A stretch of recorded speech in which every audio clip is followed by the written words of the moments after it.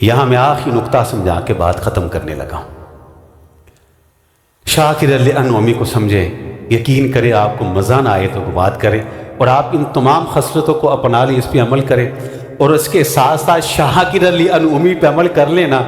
جائے، میں آپ کو گارنٹی دیتا ہوں آپ کی آر سے ہی یہ دنیا کی زندگی جنت نہ بن جائے تو پھر کہنا۔ یہ ممکن ہی نہیں کہ ابراہیم علیہ السلام کی خصلتوں کو بندہ اپنائے جن کا ذکر اللہ نے قرآن میں کیا ہے، اور بندے کی زندگی جنت نہ بنے گی انشاءاللہ۔ وہ کیا ہے؟ شاکر اللہ کی نعمتوں پہ شکر ادا کرے۔ وہ کیسے؟ آپ پریشان ہیں، اللہ نہ کرے آپ میں سے کوئی ہو، بیماری ہے، کوئی مقدمہ جھوٹا ہے، کوئی اور الجھن ہے آپ کی، مختصر الجھے ہوئے، شاکر لانعمی نیت کریں، وضو کر لے بہتر ہے، 2 رکعت پڑھ لے اور زیادہ بہتر ہے، نہیں تو کوئی بات نہیں، بارگاہ الہی میں آئیں، نیت کرے اللہ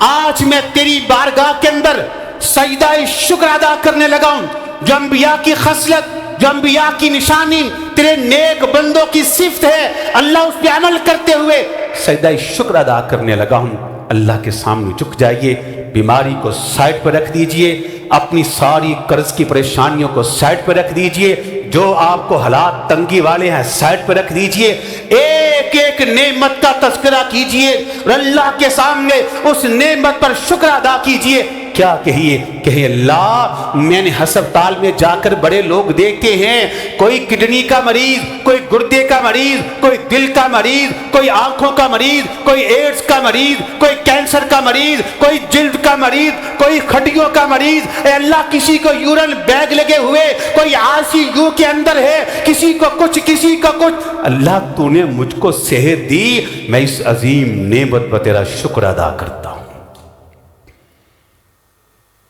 اللہ بڑی دنیا اندھی تو نے نگاہیں دی، اللہ تیرا شکر ہے، بڑی دنیا گونگی تو نے زبان دی، اللہ تیرا شکر ہے، بڑی دنیا لنگڑی تو نے پاؤں دیے، تیرا شکر ہے۔ ایک ایک نعمت کا شکر ادا کرتے جائے شاکر لانعمی کہ ابراہیم میری نعمتوں پر شکر ادا کرنے والے تھے۔